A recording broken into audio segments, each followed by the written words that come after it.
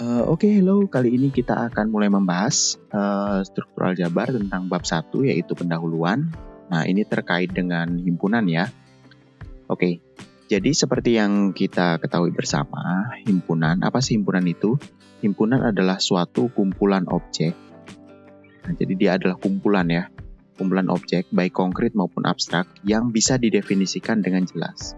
Atau yang terdefinisi dengan jelas. Nah, objek-objek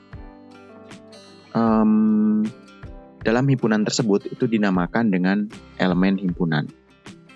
Contohnya seperti ini. Jadi penulisan dalam himpunan itu adalah menggunakan kurung kurawal seperti ini ya. Jadi ditulis A sama dengan buka kurung kurawal 0, 1, 2, dan 3. Ini untuk menunjukkan bahwa himpunan A itu adalah mengandung elemen 0, 1, 2, 3, dan tidak elemen lain. Nah, simbol seperti ini, simbol kayak ini nih, ini dibaca sebagai himpunan dengan elemen yaitu 0, 1, 2, dan 3. Saya rasa sudah cukup jelas ya ini ya, nggak ada sesuatu yang perlu diperjelas lagi. Kemudian ini, himpunan B terdiri dari semua bilangan bulat non-negatif dan ditulis dengan B sama dengan 0, 1, 2, 3, titik. Titiknya ada 3. Nah, bedakan dengan yang di atas tadi ini. Kalau di atas itu hanya ini aja ya, 0, 1, 2, 3. Artinya elemennya ada 4, yaitu 0, 1, 2, dan 3. Nah, kalau yang di bawah, ini ada 4, ini tadi, ditambahkan dengan titik 3. Titik 3 itu artinya apa? Tanda titik 3 ini dinamakan pemendekan atau elipsis. Nah, yang artinya bahwa pola yang dikenalkan sebelumnya, yaitu ini, polanya apa ini?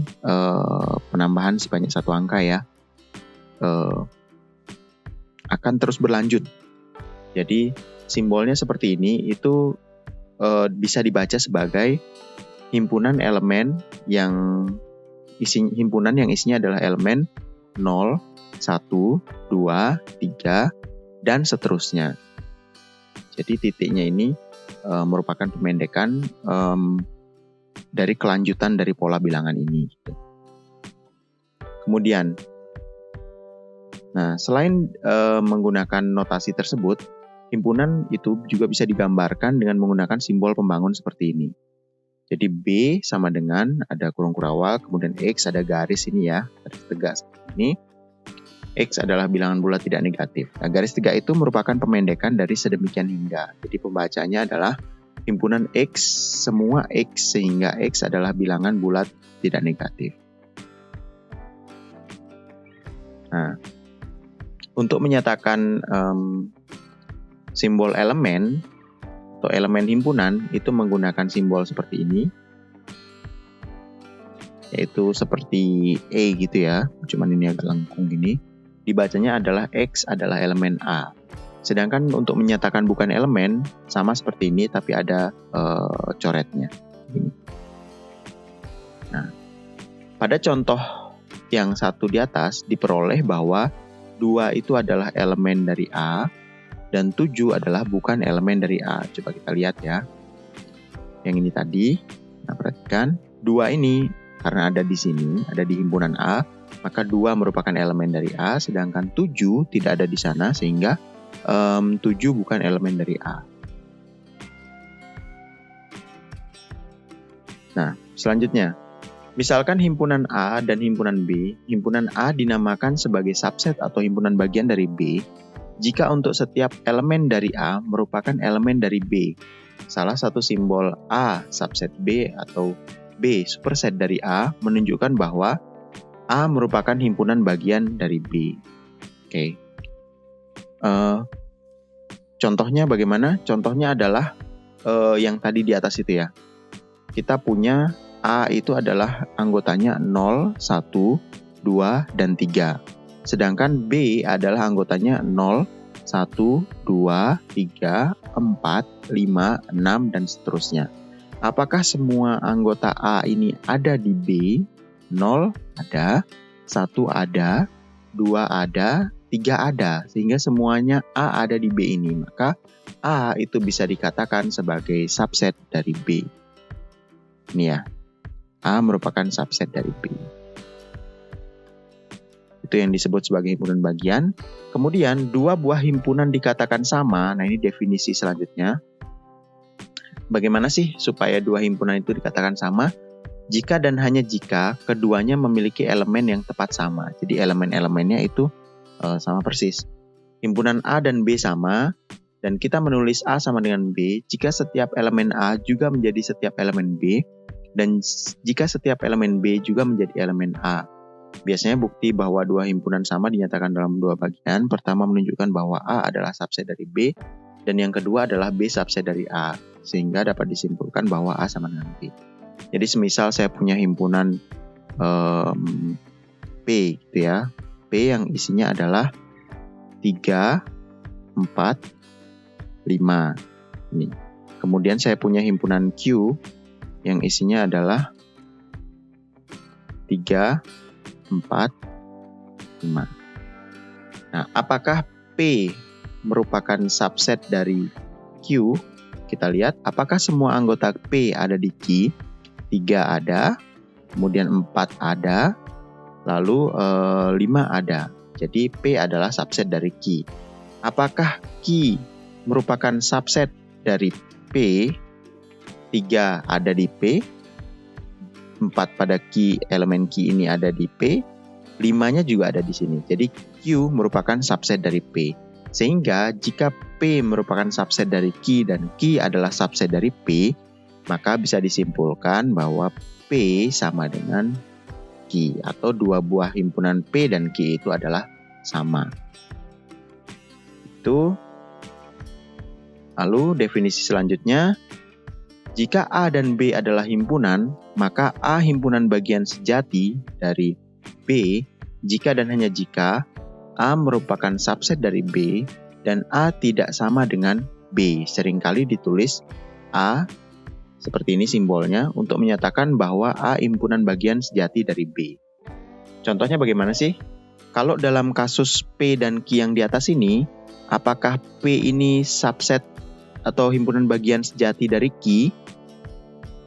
Apakah P subset dari Q? Iya ya. Tapi apakah P sama dengan Q? Nah, karena di sini P sama dengan Q, sedangkan syaratnya himpunan bagian sejati itu tidak sama dengan, maka P ini yang di atas tadi ini bukan himpunan bagian sejati dari Q. Bagaimana contohnya himpunan bagian sejati? Contohnya himpunan bagian sejati misalkan adalah P-nya adalah 1,2, sedangkan Q-nya adalah 1,2,3 gitu. Nah, apakah P subset dari Q? 1 yang merupakan elemen P itu ada di Q, 2 yang merupakan elemen P itu ada di Q, tapi Q bukan merupakan subset dari P. Kenapa? Karena 3 pada Q itu tidak ada pada P, sehingga P merupakan subset dari Q, tapi P tidak sama dengan Q. Maka bisa dikatakan P adalah himpunan bagian sejati dari Q. Nah, coba lihat ini. Pernyataan berikut ini untuk menggambarkan simbol himpunan bagian sejati dan kesamaan himpunan. Seperti ini sama kayak tadi ya. Jadi 1 ada di sini, 2 ada di sini, 4 ada di sini, tapi 5-nya tidak ada di sini. Sehingga ini merupakan himpunan bagian sejati dari ini. Oke. Kemudian definisi 1.4, jika A dan B adalah himpunan, gabungan A dan B adalah himpunan A gabungan B, ini dibacanya seperti itu, A gabungan B, yaitu didefinisikan sebagai X sedemikian hingga X yang merupakan elemen dari A atau X merupakan elemen dari B. Sedangkan irisan A dan B adalah A irisan B, penulisannya seperti ini, terdefinisi sebagai X sedemikian hingga X merupakan elemen dari A dan X merupakan elemen dari B. Nah, perhatikan ini bedanya ya, penggunaan kata atau dan penggunaan kata dan. Pada gabungan itu menggunakan kata atau, penghubung atau, sedangkan pada irisan itu menggunakan kata penghubung dan, di mana keduanya harus benar ya. Kalau menggunakan penghubung atau cukup salah satunya aja benar. Nah, kita lihat saja langsung contohnya. Ini saya yakin sudah familiar dengan operasi penggabungan himpunan. Misalkan A adalah 2, 4, dan 6, dan B memiliki anggota 4, 5, 6, dan 7, maka berdasarkan definisi gabungan himpunan adalah gabungannya yaitu salah satu anggota yang ada di A atau di B, atau ya, maka dua-duanya bisa digabung. 2 ini ada di A, sehingga dia bernilai benar, 2. 4 ini ada di keduanya, bernilai benar. 6 ada di keduanya, bernilai benar. 5 ada di B, bernilai benar. Dan 7 ada di B, bernilai benar. Apakah semisal saya punya 8, bisa masuk ke dalam gabungan A gabungan B? Tidak ya, karena 8 itu tidak ada pada di A, dan juga tidak ada pada di B. Gitu. Kemudian jika irisan, nah irisan ini harus ada dan. X merupakan elemen A dan X merupakan elemen B. Dan ya, jadi keduanya harus X tersebut harus merupakan elemen dari keduanya. Kalau 2 ini hanya elemen A, bukan elemen B, sehingga 2 tidak boleh masuk pada irisannya. 4 itu elemen A dan juga elemen B, sehingga 4 bisa dimasukkan di sini. Kemudian 6 juga elemen A dan elemen B. Bisa masuk di sini. Oke, untuk selanjutnya mudah dibuktikan bahwa A gabungan B sama dengan B gabungan A. Nah, di sini A gabungan B itu adalah X sedemikian hingga X yang merupakan elemen A atau X yang merupakan elemen B. Karena operasi atau ini bisa dibalik, jadi ini bisa kita tukar, jadi X merupakan elemen B atau X elemen A. Ini merupakan definisi dari B gabungan A. Nah, karena A gabungan B itu sama dengan B gabungan A, maka bisa kita katakan bahwa operasi gabungan itu memiliki sifat komutatif ya, pertukaran. Jelas dan mudah dibuktikan juga bahwa irisan juga merupakan sifat komutatif atau pertukaran. Nah,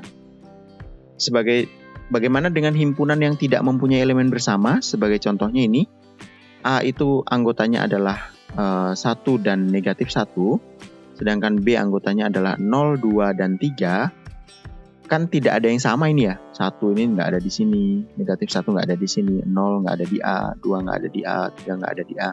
Maka himpunan A dan B itu tidak mempunyai elemen bersama. Nah, sehingga irisan mereka, A irisan B, itu merupakan himpunan kosong atau empty set. Sebuah himpunan yang tidak memiliki anggota. Ini. Tidak mempunyai elemen atau disimbolkan dengan seperti ini. Jika irisannya itu merupakan himpunan kosong atau tidak ada yang sama, elemen yang sama dari A dan B, maka himpunan A dan B itu dinamakan saling asing atau disjoint. Nah, seperti ini contohnya, himpunan ini saling asing. Kenapa? Karena tidak memiliki irisan atau irisannya merupakan himpunan kosong. Hanya terdapat satu himpunan kosong, yaitu ini, dan himpunan kosong ini merupakan himpunan bagian dari semua himpunan. Untuk himpunan A dengan n elemen, dapat dituliskan semua himpunan bagian dari A. Contohnya seperti ini. Misalkan himpunan A adalah sebuah himpunan yang anggotanya adalah A, B, dan C, maka himpunan bagian dari A adalah seperti ini. Jika kita jabarkan himpunan bagiannya, yang pertama adalah himpunan kosong. Ini merupakan himpunan bagian dari semua himpunan. Lalu himpunan yang memiliki anggota A, kemudian himpunan yang memiliki anggota B, himpunan yang memiliki anggota C. Himpunan yang memiliki anggota A dan B, himpunan yang memiliki anggota A dan C, himpunan yang memiliki anggota B dan C. Dan himpunan yang memiliki anggota A, B, dan C atau A itu sendiri. Jadi total himpunan bagiannya ada 1, 2, 3, 4, 5, 6, 7, 8 ya. 2 pangkat 3. Nah, bagaimana dengan himpunan kuasa? Untuk sembarang himpunan A, kuasa atau power dari himpunan A dinotasikan dengan PA adalah himpunan semua himpunan bagian dari A dan ditulis dengan PA sama dengan himpunan X sedemikian hingga himpunan X itu merupakan subset dari A. Nah, Jadi yang tadi sudah kita jabarkan himpunan bagiannya ini, kalau dihimpun menjadi suatu himpunan, jadi kita buat himpunan gini, maka ini namanya adalah himpunan kuasa gitu ya. Seperti ini. Nah, untuk menggambarkan himpunan itu bisa digunakan diagram Venn seperti ini. Jadi ini menggambarkan hubungan antara himpunan A dengan himpunan B dan himpunan universalnya atau universal setnya atau himpunan semestanya. Nah, di sini bisa kita lihat bahwa A itu beririsan dengan B di bagian sini ya. Jadi ini adalah merupakan bagian dari A irisan B. Tuh. Karena keduanya ini daerah ini merupakan bagian dari area himpunan A dan juga area himpunan B. Ya, selanjutnya definisi 1.6 ini ada beberapa salah tulis ya.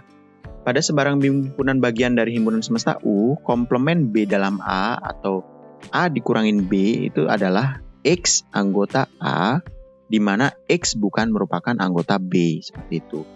Jadi X yang anggota A namun dia bukan anggota B. Nah, kalau A komplement itu sama saja dengan U dikurangin A, di mana X di sini anggota U, tapi X bukan anggota A atau selain A gitu. Nah, A ini, simbol ini dibaca sebagai komplement A, itu merupakan pemendekan dari komplement A di dalam universal set atau semesta himpunan. Nah, contohnya, misalkan U di mana anggotanya adalah X yang merupakan bilangan bulat, dan A, X sedemikian hingga X bilangan bulat yang genap, dan B itu X bilangan bulat positif, maka B dikurangin A, B itu apa tadi? B itu adalah bilangan bulat positif, tapi yang tidak genap. Maka dia bisa dikatakan sebagai bilangan bulat positif ganjil. A dikurangin B, A itu adalah bilangan bulat genap, dan B itu positif, berarti genap yang tidak positif, atau bilangan bulat tidak positif yang genap. Seperti ini. Kemudian A komplement, A-nya itu adalah bilangan bulat genap. Komplemennya berarti gimana? Bilangan bulat dikurangi dengan bilangan bulat yang genap. Berarti bilangan bulat yang ganjil. Dan B komplement berarti U atau universal setnya dikurangin dengan B. U dikurangin dengan B. Maka bilangan bulat yang bukan bilangan bulat positif, maka bilangan bulat tidak positif. Bukan negatif ya, hati-hati ya. Lawan dari positif adalah tidak positif. Karena apa? Karena ada nolnya, nol di sini netral. Oke, berikutnya. Nah, ini masih ada strukturnya. Kita lihat contoh. Di sini ada contoh berikutnya. Bisa dilihat. Ini terkait dengan asosiatif ya. Asosiatif sama pembuktiannya. Kemudian kita lanjutkan pada operasi biner. Nah, operasi biner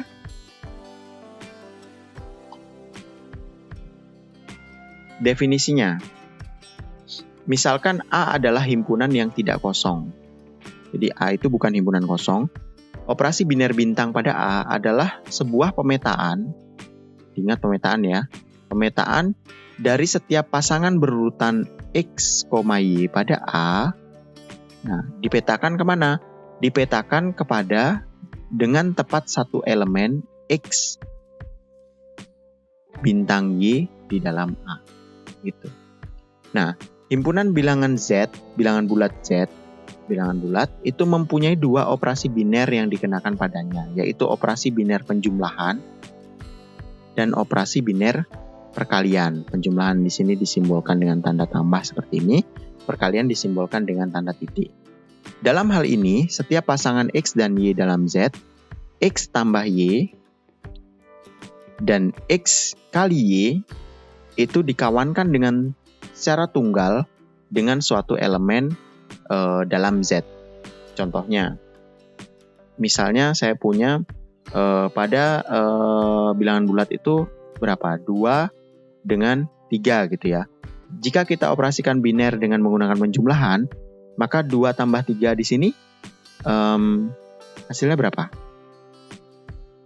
5 ya. Apakah ada hasil lain selain 5 pada operasi penjumlahan 2 tambah 3?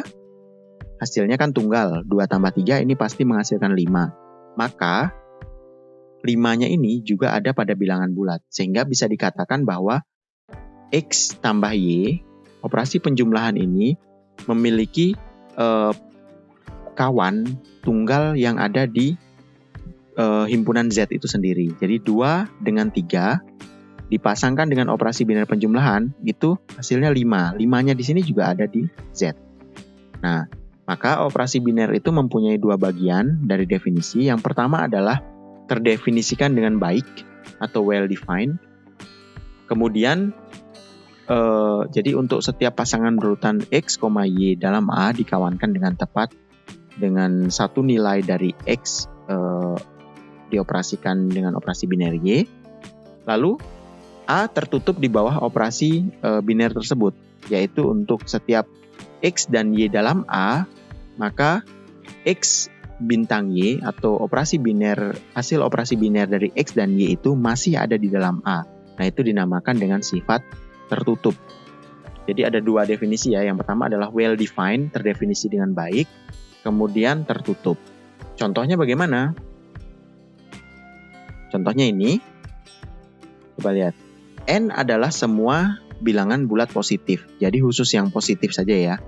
Didefinisikan operasi biner, sebuah operasi biner antara X dan Y dengan definisi seperti ini.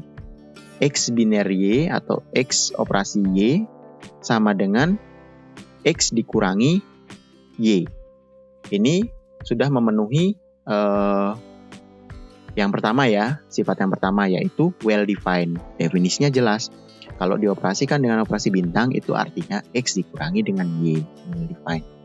Nah, lalu kita misalkan ambil 3 dan 5 dalam N. 3 dan 5 ada dalam N ya. Jadi N itu adalah himpunan bilangan bulat positif. Sehingga 3 dan 5 tentu saja ada di sini.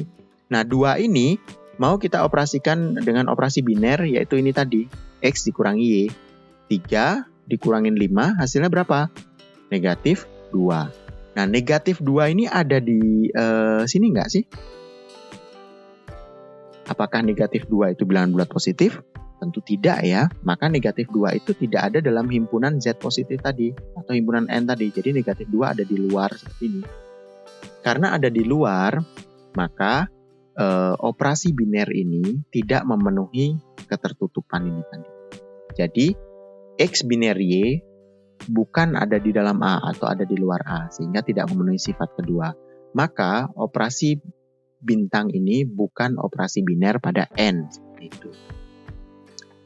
Lalu berikutnya didefinisikan pada contoh berikutnya didefinisikan operasi pagar dengan aturan X pagar Y sama dengan X ditambahkan 2Y.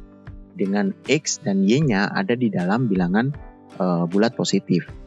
Akan ditunjukkan bahwa operasi pagar ini adalah operasi biner. Jelas bahwa operasi pagar terdefinisikan dengan baik. Kenapa terdefinisi dengan baik? Karena rumusnya ini ya. Jadi seperti ini, memberikan hasil tunggal. Hasil operasi penjumlahan dan perkalian ini kan memberikan hasil tunggal pada setiap X dan Y dalam N. Jadi nggak mungkin hasilnya tiba-tiba 2 gitu ya. Kalau saya misalkan masukkan 3 dan 5, 3 ditambah 2 kali 5 itu hasilnya pasti 13 kan gitu. Jadi nggak mungkin tiba-tiba ada hasil lain, maka ini terdefinisi dengan baik.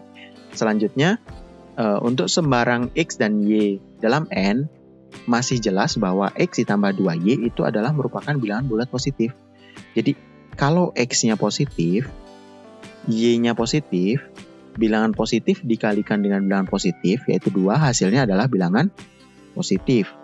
Bilangan positif dijumlahkan dengan bilangan positif, maka juga pasti akan menghasilkan bilangan positif. Sehingga bisa dipastikan hasilnya X tambah 2Y itu pasti menghasilkan bilangan bulat positif. Nah, maka mengakibatkan operasi pagar ini tertutup pada N. Hasilnya juga ada di N, sehingga bisa dikatakan bahwa operasi pagar ini merupakan operasi biner pada himpunan N. Kemudian, Operasi biner itu juga memiliki hukum-hukumnya. Yang pertama kita definisikan, misalkan bintang itu adalah operasi biner pada himpunan A. Operasi bintang merupakan asosiatif jika A bintang B dikurung bintang C sama dengan A bintang dalam kurung B bintang C untuk semua A, B, C dalam A. Jadi ini syaratnya, dia dikatakan asosiatif jika seperti ini, sama kayak sifat asosiatif biasanya ya. Kemudian dikatakan komutatif jika A bintang B sama dengan B bintang A. Contohnya seperti ini. Ada sebuah operasi biner pada bilangan real ya, bilangan real R, yang definisikan sebagai A bintang B sama dengan setengah dikalikan dengan A dikalikan dengan B.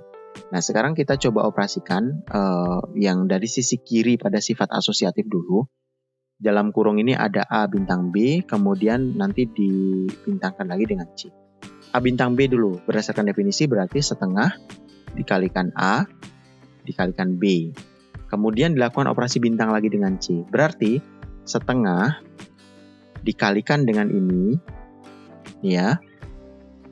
Kemudian dikalikan dengan ini. Jadi operasi bintangnya setengah dikalikan dengan ini, dikalikan dengan ini, menghasilkan seperempat kali A, kali B, kali C. Nah, kalau kita balik, kita bergerak dari sisi kanan, B dan C-nya dulu yang dibintang, maka akan seperti ini, setengah BC, kemudian setengah dikalikan A dengan dikalikan setengah BC. Ini perkalian, jadi bisa dikelompokkan setengah dan setengah menjadi seperempat ABC. Nah, ini itu sama, sehingga bisa dikatakan bahwa A bintang B bintang C itu sama saja dengan A bintang B bintang C. Karena berdasarkan penjabaran sini menghasilkan hasil yang sama ya. Maka bisa dikatakan operasi bintang tersebut adalah asosiatif. Nah, lalu bagaimana dengan komutatif? Tinggal dijabarkan saja.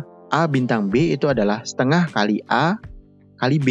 Perkalian itu kan komutatif ya. Kita sudah tahu bahwa perkalian itu komutatif. Jadi, ini tinggal ditukar balik aja. Setengah kali A kali B itu sama saja dengan setengah kali B kali A. Nah, setengah kali B kali A itu definisi apa? Itu adalah definisi B bintang A. Maka A bintang B itu sama dengan B bintang A. Jadi untuk semua A, B dalam R, maka operasi bintang di sini merupakan operasi komutatif. Kemudian di sini ada contohnya beberapa juga untuk operasi ini, operasi tambah yang ada dalam lingkaran ini.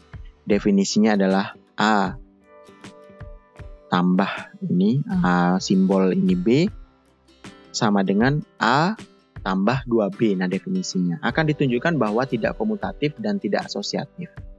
Oke. Yang pertama adalah pada satu sisi ini dulu. Jadi yang dikurung itu adalah A operasi B dulu. Kita tunjukkan dulu. A operasi B artinya apa? A tambah 2B.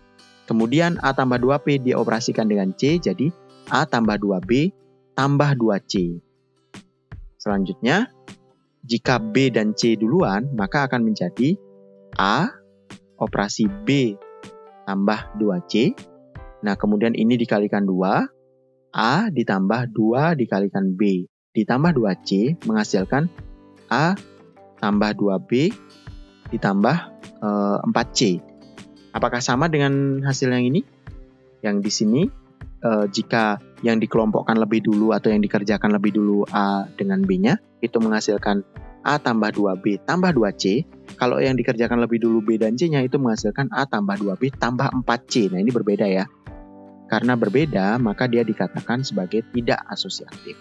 Demikian pula dengan komutatif. Kalau A operasi B itu menghasilkan A tambah 2B, kalau B operasi A itu B tambah 2A. A tambah 2B dengan B tambah 2A sama nggak sih? Tentunya beda ya. Di sini yang dikalikan 2 adalah B-nya, yang di sini yang dikalikan 2 adalah A-nya. Sehingga dia juga tidak komutatif.